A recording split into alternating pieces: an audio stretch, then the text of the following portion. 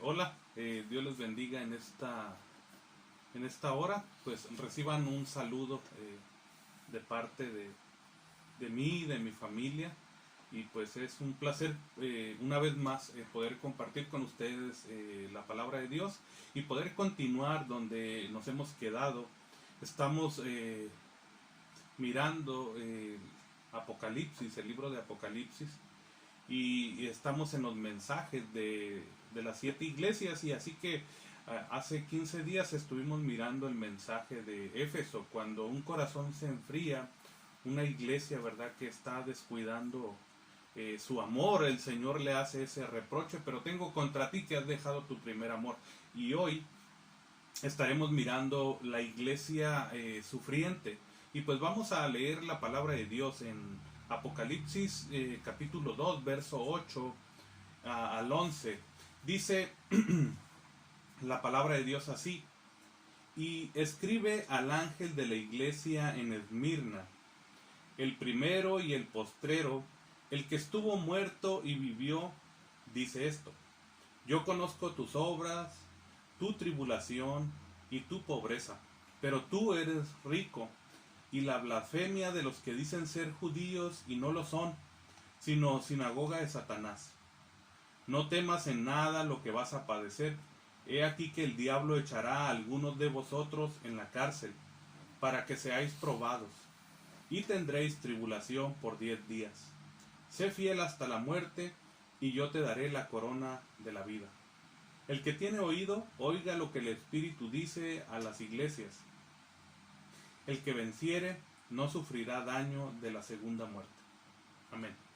Vamos a orar pidiendo que el Señor sea hablando a nuestra vida y corazón. Señor, te damos gracias en esta hora. Gracias por tus bondades, por tu fidelidad. Sé tú hablándonos hablando a nuestra vida de acuerdo a tu voluntad, como siempre lo has hecho. Bendice a mis hermanos allá en casa, a cada uno de mis hermanos que está mirando este video, Señor, que pueda ser de edificación. Sabemos y tenemos la confianza que tu palabra es verdad, que tu palabra es inspirada, que tu palabra ha sido preservada, Señor, para nuestra enseñanza. Y, Señor, en esta hora abrimos nuestros corazones para aceptarla y obedecerla. Todo te lo pedimos en el nombre de tu Hijo Jesucristo. Amén. Bueno, como ya dije, el título, ¿verdad? La iglesia sufriente. Vemos que es una iglesia sufriente. También quisiera decir, como a manera de introducción, vemos que en nuestro Valle de San Quintín ha habido una alta tasa de fallecimientos, ¿verdad? Muertes violentas. Eso es lo que está pasando en nuestras noticias locales. Y llama mi atención la iglesia de Esmirna. Estos hermanos, esta iglesia, estaban dispuestos a seguir adelante, o sea, diciéndole sí a la vida. Y muy triste nuestro valle, ¿verdad? Jóvenes perdiendo su vida por las drogas, matrimonios, ¿verdad? Por los celos, por el pecado que está reinando en su vida. Y me pesa en mi corazón cuando veo gente quitando la vida y quitándose la vida. Yo no pretendo juzgar a nadie. Un día todos le daremos cuentas al Señor. Así que este mensaje, ¿verdad?, está dirigido a la iglesia de Esmirna. Se cree que era no una, sino la más hermosa de las 7 iglesias. Era muy conocida por sus avances de ciencia, medicina, y se cree que se consideraba como un orgullo de Asia. Y cerca del año 25 después de Cristo, ganó la distinción única de levantar un templo a Tiberio. En ella se destacó el culto al emperador, donde cada año los habitantes pues hacían sacrificios al emperador y declaraban: César es el Señor. Y pues este acto, ¿verdad?, era más político que religioso. Pero pues la mayoría de los cristianos se negaban a cumplirlo y fueron perseguidos. Esta ciudad también fue, ¿verdad?, perseguida, destruida, reconstruida.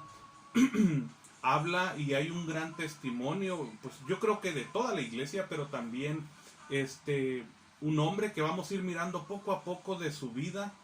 Quizás usted ya ha escuchado de él, de la vida de Policarpo.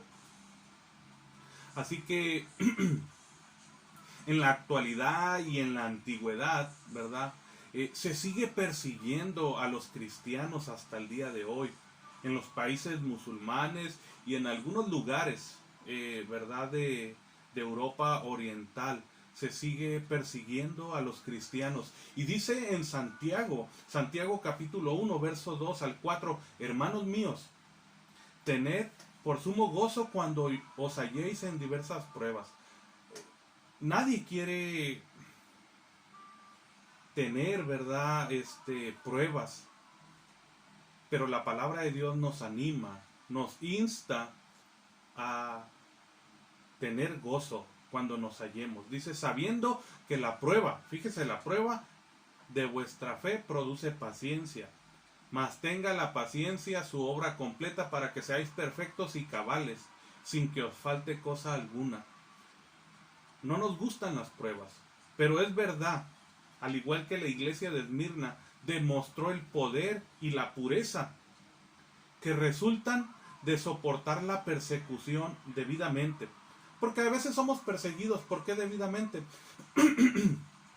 A veces somos perseguidos no por la causa de Cristo, sino por nuestra forma de ser, por nuestra forma de hacer las cosas. Y decimos, yo estoy sufriendo por Cristo. Creo que tenemos que ser muy claros y muy honestos cuando realmente somos perseguidos por la causa de Cristo y otras veces por nuestra culpa, ¿verdad?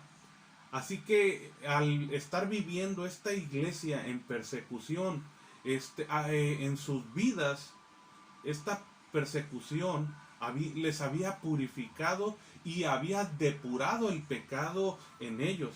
Había afirmado la realidad de la fe de sus miembros. Y nadie lo dice, pero es la verdad, hermanos. Cuando pasamos luchas, cuando pasamos pruebas, nuestra fe es fortalecida, nuestra fe está ardiendo, es real, pero pues nadie quiere decirlo. Estoy leyendo un comentario para sacar material para compartir con ustedes sobre el comentario de Mundo Hispano y de John MacArthur. Y dice en John MacArthur, dice algo fuerte, dice, los hipócritas no permanecen al enfrentar la persecución, y eso lo hemos visto, que algunos son cristianos, se han dicho cristianos, pero cuando vienen los problemas, pues no quieren soportar el dolor, no quieren soportar las pruebas, ¿verdad? No quieren realmente pasar por ningún daño y terminan alejándose y poniendo como a la luz, diciendo que su fe es falsa. También vemos que Cristo elogia, ¿verdad?, a esta iglesia y le recalca que no está sola, que Él está con ella. Dice el verso 2 del capítulo 8, y escribe, el ángel de la iglesia en Esmirna, el primero y el postrero, el que estuvo muerto y vivió, dice esto. Creo que esta porción la deja muy clara el Señor, y también la vimos en Juan, en el capítulo 1, del verso 12 al 20, la referencia que estaba haciendo al primero y al último. Acabamos de terminar una clase de griego, de hebreo, y el primero y el postrero, ¿verdad? El primero, o sea, el Señor siempre está haciendo referencia, yo soy el alfa y la omega, diciendo el primero y el último, o sea, fuera de mí no hay nada. Y el primero y postrero pues es un título, es el nombre, ¿verdad? Es un título del nombre de Dios para hacer referencia a Él. Por poner este ejemplo en Isaías 44, verso 6, así dice Jehová, Rey de Israel y su Redentor, Jehová de los ejércitos, yo soy el primero y yo soy el postrero, y fuera de mí no hay Dios. También, ¿verdad? Ya al inicio, con Moisés, ¿verdad? Preguntó, Señor, ¿y qué le voy a decir al pueblo? ¿Cómo les voy a decir que te llamas? Y tú les dirás, yo soy el que soy. Así que el pueblo de Israel, el pueblo de la antigüedad, entendía y comprendía muy claramente cuando decía, yo soy el primero y el último, el primero y el postrero, el que estuve muerto y que vivió. Así que cuando dice el que estuvo muerto y vivió, Cristo está afirmando que es igual a la naturaleza de Dios. Él es eterno, Él es el infinito Dios que ya existía cuando todas las cosas fueron creadas y que seguirá existiendo después de que sean destruidas. Y esto nos deja ver que Jesús trasciende en el tiempo, en el espacio y en la creación. El Dios eterno se hizo, ¿verdad? Hombre, estuvo muerto y vivió. ¿Y cómo puede pasar que el que siempre ha vivido, pues que, perdón, como que al hablar así en público se siente uno como, no sé, ni siquiera tiene uno un gallo ni nada para que alguien diga, hermano, saque el gallo usted en el nombre del Señor? Pues no hay gallo, solamente yo creo que son los nervios de hablar siempre a una cámara. Pero, ¿cómo es que ese Dios que es el alfa y la omega, ¿verdad? Que siempre ha existido y que siempre existirá, ahora está diciendo que murió? Pues es porque Dios, ¿verdad? No hay nada imposible para Dios, y Dios en su grande amor, en su plan, en su soberanía, en su misericordia, dio su vida por ti y por mí. Y dice en la carta de primera de Pedro, capítulo 3, verso 18, porque también Cristo padeció una sola vez por los pecados, el justo por los injustos, todo el mundo, ¿verdad? Para llevarnos a Dios, siendo a la verdad muerto en la carne, pero vivificado en el Espíritu. Así que Cristo le está recordando a la iglesia y a nosotros en esta hora que Él trasciende en los asuntos temporales y que mediante su unión con Él, pues nosotros también trascenderemos. Un día estaremos con Cristo por la eternidad. Amén. Y eso nos debe de llenar de gozo. Esmirna, pues es una palabra hebrea para referirse a mirra. Es una sustancia resinosa que se usa como perfume. Esmirna también pues fue destruida por los lidios, quedó en ruinas por más de 3 siglos, hasta que 2 sucesores de Alejandro Magno la reedificaron, como comenté al principio.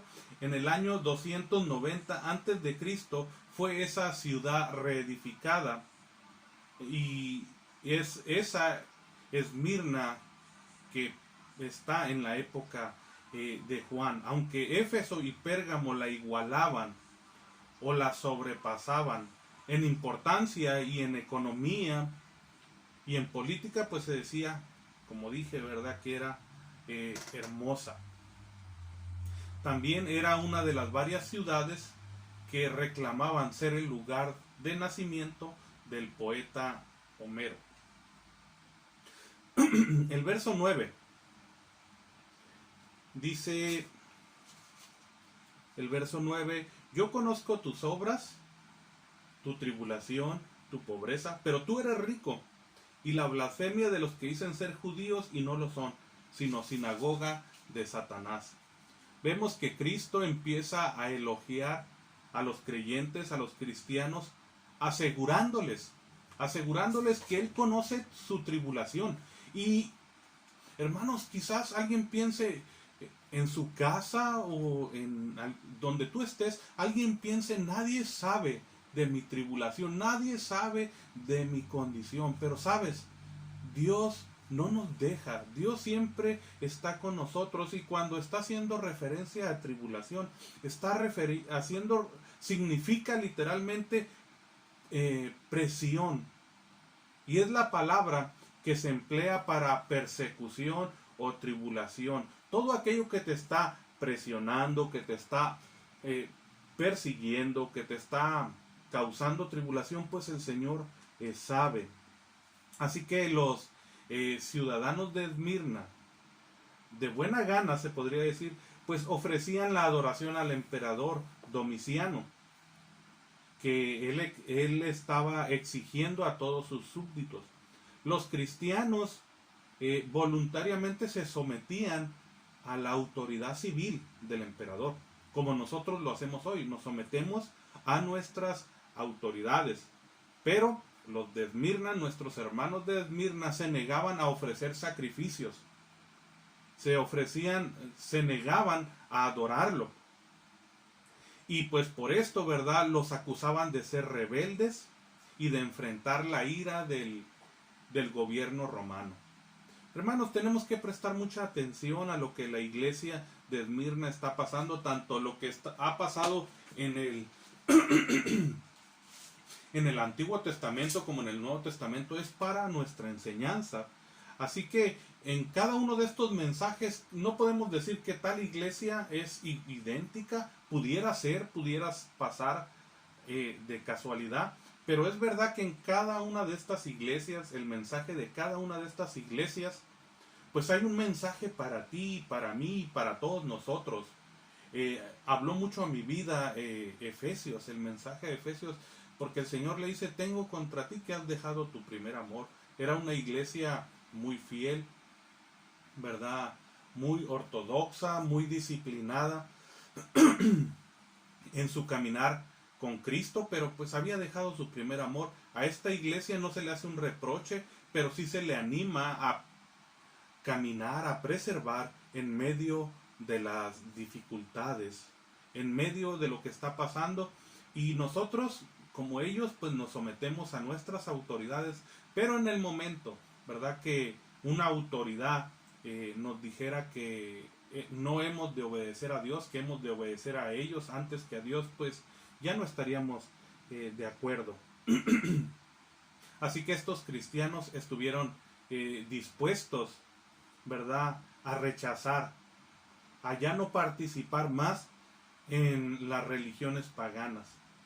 Esmirna se caracterizaba por adorar a Zeus, a Apolo, a Afrodita. Incluso, como dije al principio, ¿verdad?, ellos estaban dispuestos a levantarle un templo, eran reconocidos por darle elogios al emperador, al decir: sí, tú eres Señor. Pero ahora, una vez que llega Cristo, pues están también dispuestos a no continuar, ¿verdad? Creo que ese es otro de los mensajes, ¿verdad? Por tanto, no eres ni frío ni caliente. Es necesario, ¿verdad?, que nosotros decidamos seguir a Cristo. También habla de estos, ¿verdad?, a lo que se estaba afrontando nuestros hermanos. Se estaban afrontando a los que se decían ser judíos, pero que no eran, que estaban blasfemando en contra de nuestros hermanos. La blasfemia, pues es aquella palabra, ¿verdad?, que se usa para hablar hostilidades en contra de Dios, indicando la maldad, la intensidad y la severidad de la calumnia que estaban diciendo. ¿De qué estaban acusando a nuestros hermanos? Los estaban acusando, hermanos, de canibalismo, que ellos eran caníbales. ¿Por qué? Porque pues ellos no entendían, malinterpretaban la cena del Señor. Dice el Señor, ¿verdad?, tomad este pan, ¿verdad?, en memoria de mi nombre. No está diciendo que es el cuerpo de Cristo, pero ellos lo malentendían. Así que los acusaban de caníbales, los acusaban de inmorales. Recuerdan que Pablo dijo, ¿verdad?, saludaos con un ósculo santo, o sea, con un beso en el cachete. Y entonces pues decían: no, estos son unos inmorales. Los acusaban de desbaratar hogares. ¿Por qué? ¿Qué pasaba si un esposo se convertía al cristianismo y el otro no? Pues había conflicto y decían: ven, eso es lo que pasa por entregar. Ellos están desbaratando los matrimonios. Creo que no. Cristo vino, ¿verdad?, a unir, a sanar, a romper las cadenas del pecado. Los acusaban también de ateos, porque pues ya no iban a adorar al panteón, ya no adoraban al emperador. Qué casualidad, ¿verdad?, que ateos, porque no adoran al emperador, no van al panteón. Este mes de octubre también, quizás alguien bueno, todavía no llegamos a octubre, ¿verdad? Ya me estoy adelantando, pero falta muy poquito. Y dicen, no, pues tienes que ponerle flores a tu papá, a tu mamá, a tus familiares para que celebres. Pero pues eso sabemos y la palabra de Dios también lo dice muy claramente, no lo digo yo, pues no lo están ofreciendo a su familiar, sino a los demonios, así lo dice la palabra de Dios. Y si alguien lo está celebrando, pues diga por qué lo celebra, a lo mejor va a decir usted bien, eh, por costumbre, pero esa costumbre de dónde viene. Eh, Nosotros queremos obedecer a Dios y Dios nos ha dado su palabra. Y a ti también, si tú eres a lo mejor de otra iglesia, otra denominación, yo creo que tú lees la palabra de Dios y la palabra de Dios es inspirada por Dios y hemos de obedecerla más que nuestras costumbres, porque hay costumbres que las hacemos como que si fueran mandamientos de Dios. Y no hay que equivocarnos, no hay que errar como los saduceos. Erraban en las escrituras y erraban en el poder de Dios. También los acusaban de desleal política. ¿Por qué? Pues ya no querían ofrecer sacrificios, ¿verdad? Así que estos aborrecedores del Evangelio pues eran una sinagoga de Satanás. En vez de decir que eran una sinagoga de Dios, eran todo lo contrario, se reunían para atacar a la iglesia.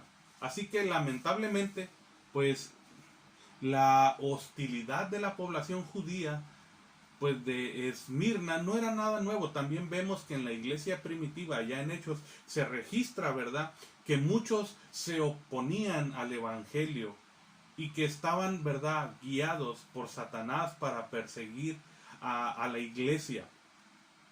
Así que en medio de esta persecución, pues vamos a hablar poquito del obispo Policarpo, que se cree que él fue un discípulo directo de uno de los apóstoles, en este caso de Juan. Entonces yo quiero solamente mencionar algunas palabras de Juan, perdón, de Policarpo, no pretendo decirlo todo, voy a tratarlo de resumir. Recuerde que pues no soy así como que muy de una, ¿cómo se llama? Pues que no digo todo va en secuencia, pero es mi deseo y mi anhelo delante de Dios tratar de decir todo lo que digo de la forma más clara. Pero, ¿qué palabras usó Policarpo? Permítame ver mis notas, ¿verdad? Porque no soy tan inteligente como para grabármelo todo. Se dice que un día Policarpo estuvo dormido y en medio de ese sueño tuvo una visión, una profecía donde el Señor le decía, y más que el Señor le decía, pues él estaba soñando y dentro de ese sueño, pues él soñaba que se quemaba. Y fue tan clara esa profecía para su vida que al despertarse él le compartió a sus hermanos en Cristo, ¿saben? Debo de ser quemado. No es que, ¿verdad?, que él dijera, debo de ser quemado, tengo esta profecía, ok, me voy a quemar porque soñé. No, ¿verdad? Estamos diciendo que debemos de dar nuestra vida por Cristo, a Cristo.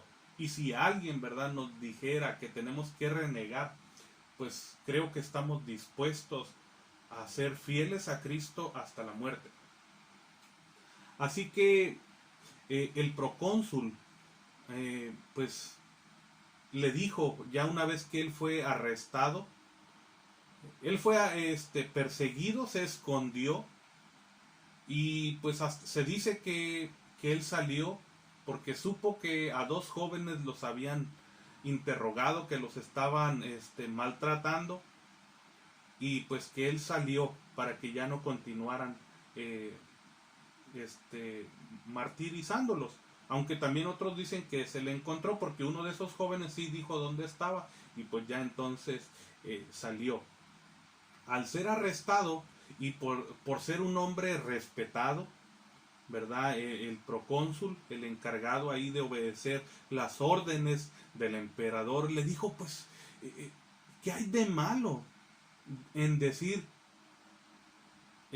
César es el Señor y de sacrificar en las ceremonias. Y si tú lo haces, pues esto te va a garantizar pues tu seguridad. Tú ya eres grande, ya eres adulto. A lo cual él respondió: no haré lo que me estás aconsejando. Eso habla también a veces de la influencia que tienen las personas a nuestro alrededor. A veces hacemos lo que las personas nos dicen, más allá de lo que Dios dice a nuestra vida.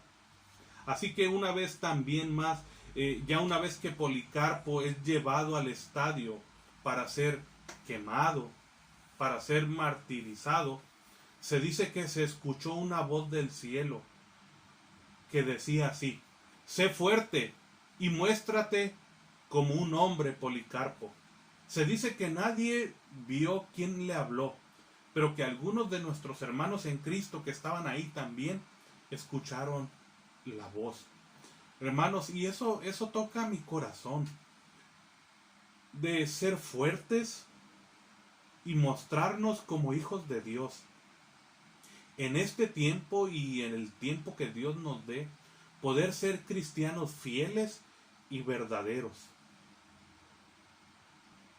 Así que una vez más el procónsul trata de persuadirlo y de que negara a Cristo.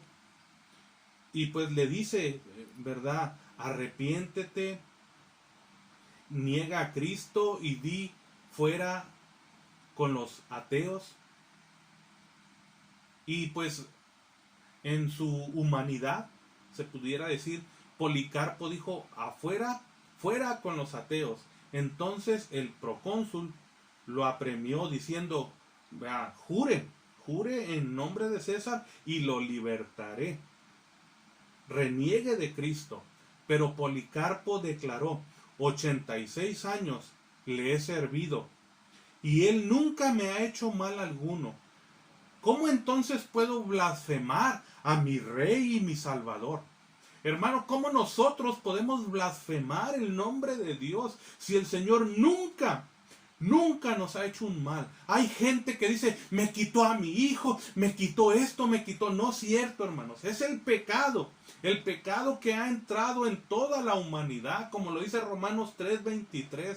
Es el pecado. Dios nunca ha querido quitarnos, nunca ha querido maltratarnos. Los males que han venido a nuestra vida somos nosotros responsables. Nosotros hemos pecado y a veces no somos tan hombres, si lo podemos decir así, en reconocer nuestra condición de pecado. Es que Dios, como Adán, como Eva en el principio, seguimos siendo iguales. Adán, ¿qué dijo? La mujer que tú me diste. Eva dijo: pues la serpiente me engañó, echándole la culpa a alguien más. Y hoy en día eso es lo que hace el hombre, le está echando la culpa a alguien más. Y Policarpo dijo: yo no puedo blasfemar a mi Rey y mi Salvador. Y espero que usted, hermano, hermana, tú que me estás viendo, tampoco blasfemes el nombre de Dios y reniegues de Dios, sino que seamos fieles, aún en esta cuarentena, en este tiempo que estamos viviendo. Entonces el procónsul al enojarse dijo: pues llamaré a los leones para que te coman a las bestias. Entonces dijo Policarpo: pues llámelas. Fíjese lo que dijo: porque no estamos acostumbrados a arrepentirnos de lo que es bueno, a fin de adoptar lo que es malo. Y hoy en día, en la actualidad, la humanidad está bien dispuesta a adoptar lo malo. Yo no sé qué tan dispuesto estás tú a adoptar lo malo. Bien rápido. Y un ejemplo sencillo es que estamos dispuestos, ¿verdad?, a hacer otras cosas, cosas que son buenas, pero que dejamos las primordiales, como servir a Cristo, predicar a Cristo, ir y servir de misioneros, dispuestos a aceptar el llamado de Dios para nuestra vida. Estamos en una comunidad, en una humanidad dispuesta a aceptar lo malo, pero Policarpo dijo: no estamos acostumbrados a arrepentirnos de lo que es bueno a fin de adoptar lo que es malo. Y para mí, Es bueno cambiar lo que es malo a lo que es lo correcto. Eso es lo que debemos adoptar hoy en día. Dejar lo malo y seguir lo bueno. Ah, sí, así eres. Yo creo que ese procónsul, aunque trató de persuadirlo como humano, también se enojó y dijo, pues entonces te echaré al fuego, haré que el fuego te consuma. Y una vez más, Policarpo, fíjese lo que le dijo al estar ahí, ya casi para ser quemado, usted me amenaza con un fuego que arde durante 1 hora y después de un poco tiempo se extingue, pero ignora del fuego del juicio venidero y del castigo eterno reservado para los impíos. Pero, ¿por qué se tarda? Lleve a cabo lo que desea. No dijo, no me quemen por Cristo. Estuvo fielmente a dar su vida por Cristo. Y esto no era debatible, hermanos. Era ahí, o reniegas de Cristo o eras quemado. Y él comprendía que estaba dispuesto a serle fiel a Cristo hasta la muerte. Y te pregunto a ti, ¿estás dispuesta a dar tu vida por Cristo? ¿Tus hijos? Hoy en día hay jóvenes que se matan por un celular, por una tablet. ¿Qué es lo que está enseñando el mundo?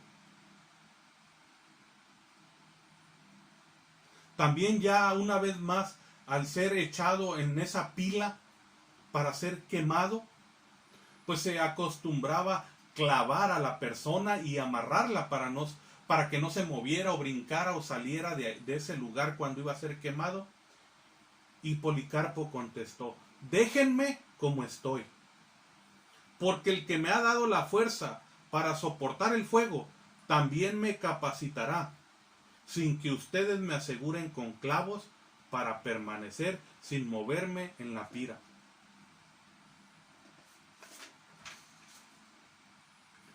Hizo su última oración. Usted puede buscarla en YouTube, ¿verdad? Hoy que vemos tantos videos, busque, ¿verdad?, la muerte de Policarpo. Él se puso a orar, a reconocer a Dios en su vida, y cuando hubo terminado de orar, lo metieron al fuego. Y ahí hay algunas, ¿verdad?, teorías de lo que se dice de su muerte, y usted las puede buscar y leer. Y pues me impresiona, ¿verdad?, este ejemplo de vida de nuestro hermano, y no nomás de él, sino de muchos que la palabra de Dios nos habla, y el máximo ejemplo es el ejemplo de nuestro Señor Jesucristo. Así que había esta sinagoga, ¿verdad? Se decían ser judíos y no lo eran. Pablo lo dijo que no eran verdaderamente judíos. Así que no solo el Señor estaba consciente de la persecución que enfrentaba la iglesia de Esmirna, no solamente de su pobreza. Cuando está hablando de su pobreza, estaba hablando, haciendo referencia que eran personas que no vivían de su propio trabajo, sino que vivían de las limosnas de otros. Fíjese la condición de esta iglesia. Muchos de los creyentes de Esmirna eran esclavos, y la mayoría estaban desamparados, y los pocos que habían tenido su casita, su carrito, sin duda la habían perdido por la persecución. Yo me pregunto, ¿tú estás dispuesto a dejar tu casa, tu carro, si en algún momento se llegara a perseguir a la iglesia y decir, no, yo reniego de Cristo por tener lo que tienes? Porque hoy en día la iglesia y la humanidad entera solamente se dedica a tener más y más y más. Y son muy pocos los que se dedican a tener para usarlo en la obra de Dios. La iglesia de Esmirna, hermanos, esto es clave para mí también. La iglesia de Esmirna tenía todos los motivos desde el punto de vista humano para derrumbarse y decir, ¿saben qué? Esto de ser cristianos no funciona, no es por ahí, nos hemos equivocado. Pero todo lo contrario, permanecieron fiel a su Señor. Todo lo contrario como Éfeso, que dejó su primer amor. Y Cristo le dice, tú eres rico.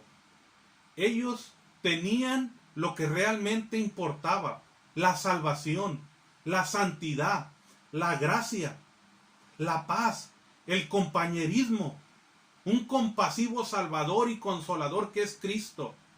La iglesia de Esmirna era rica, pero pobre.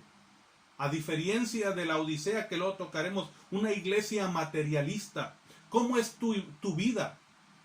¿Eres pobre a lo mejor en el mundo, pero rico para con Dios? ¿O a lo mejor eres rico en cosas, pero muy pobre con Dios materialistamente?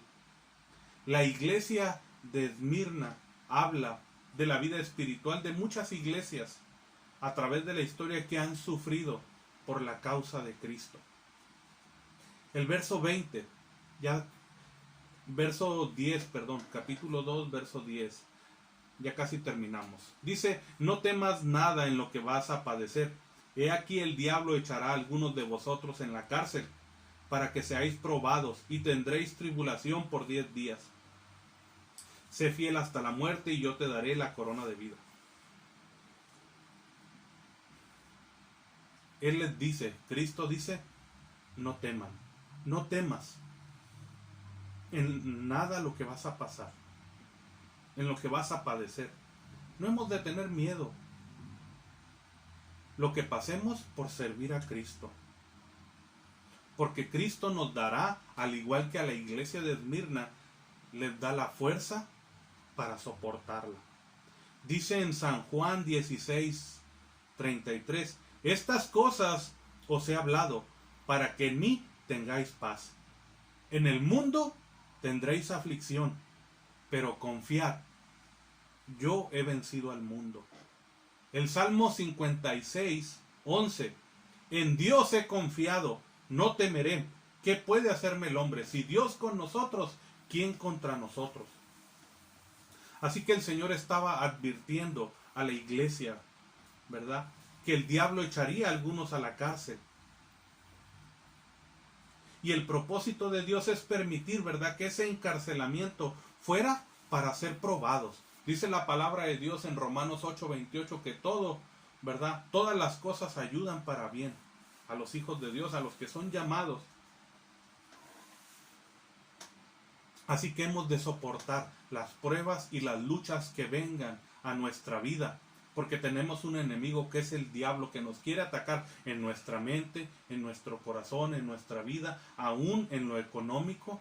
Pero hemos de poner nuestra confianza en Dios, hermanos. Fíjese lo que contestó Pablo en la segunda carta de Corintios, el capítulo 12, verso 9 y 10. Dice: y me ha dicho, ¿quién le dijo a Pablo? Cristo: bástate mi gracia, dice Cristo, porque mi poder se perfecciona en la debilidad.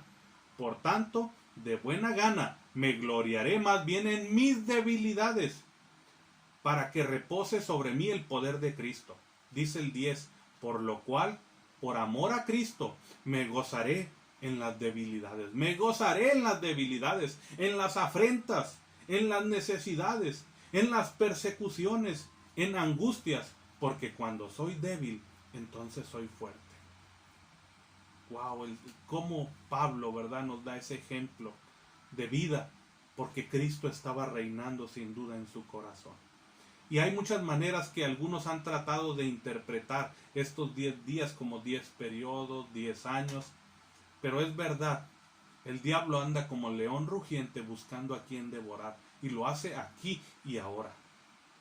Así que no ignoremos las maquinaciones de Satanás, hermanos.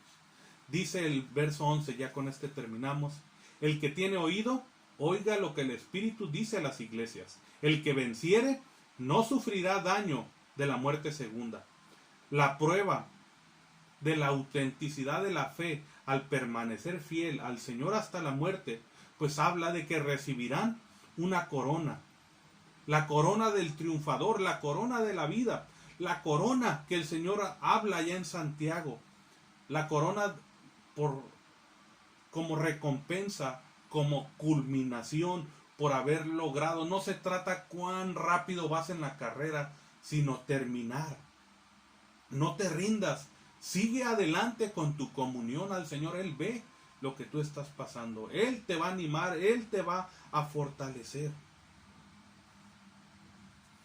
El que tiene oído, oiga lo que el Espíritu dice a las iglesias. Siempre el Señor recalca en cada uno de estos mensajes para las 7 iglesias. Nos habla de la responsabilidad que tú y yo tenemos de prestar atención a la palabra de Dios. Dice al que venciere, está hablando a los cristianos, al que venciere no sufrirá daño de la segunda muerte. Todos, hermanos, un día vamos a morir. Tú y yo vamos a morir. Tu novia, tu novio, tus hijos, mis hijos, mi esposa, papá, mamá, todos vamos a morir. La primera muerte. Pero dice, el que venciere no sufrirá daño de la muerte segunda. Amén. Gloria a Dios, que no vamos a morir porque hay esperanza en Cristo. No experimentaremos la muerte segunda. No estaremos en el infierno porque perseveraremos hasta el final. Porque le seremos fiel a Cristo. Pero es un llamado de atención también. Si no lo estás haciendo, podrías morir una segunda vez. Así que, ¿estás dispuesto en esta hora a dar tu vida por Cristo? ¿Estás dispuesto a dejar todo aquello, lo material y tantas cosas que estorban a tu vida para seguir obedientemente a Cristo? ¿Obedecerás a Dios antes que a los hombres? ¿Antes que a tu corazón? Dice que la Biblia que el corazón engaña al hombre. Hay caminos al hombre que le parecen que son caminos de vida, pero que son caminos de muerte. Hermanos, el Señor siempre, ahí mismo, ¿verdad? En Apocalipsis 3:20, está tocando a nuestra vida, está hablándote a ti y a mí, ¿verdad? Que estemos dispuestos a serle fieles a Cristo, aunque pasemos luchas y pruebas. Y esto siempre estarán a la puerta. Hay tantas cosas que están pasando en nuestro mundo y que hemos de estar dispuestos a ser fieles. Dice el Señor, sé fiel hasta la muerte y yo te daré la corona de la vida. Amén. Vamos a orar, hermanos. Señor, te damos gracias en esta hora. Te amamos, te bendecimos, Señor. Pedimos de tu bendición para esta tu palabra. El mensaje ha sido claro, Señor. Permítenos ser obedientes. Y perdónanos, Señor, si en cada una de estas áreas, Señor, que tú has hablado, hemos errado, nos hemos equivocado. Perdónanos y ayúdanos a serte fieles todos los días de vida que tú nos des. Todo te lo pedimos en el nombre de tu Hijo Jesucristo. Amén. Hermanos, también ha sido un aviso rapidito, ya luego estaré dando más información. Hemos platicado con la Junta de la Iglesia y hemos decidido, ¿verdad?, que el próximo domingo, que sería 4 de octubre, estaremos abriendo la iglesia. Obviamente con todas las medidas, ¿verdad?, con todo el protocolo, ¿verdad? Pues cubrebocas es obligatorio. Si usted está enfermo, pues no venir, ¿verdad? Y tener nuestra sana distancia, no saludarnos, pero pues ya estaré informando más, así que ore, ¿verdad? Para que ya podamos estar juntos, no igualito que antes, pero pues ahí cada vez más, ¿verdad? Para estar, como dice en el Salmo 33, ¿verdad? Mirad cuán hermoso y cuán delicioso es habitar los hermanos juntos en armonía. Así que Dios les bendiga, hermanos, y que tengan un bonito día.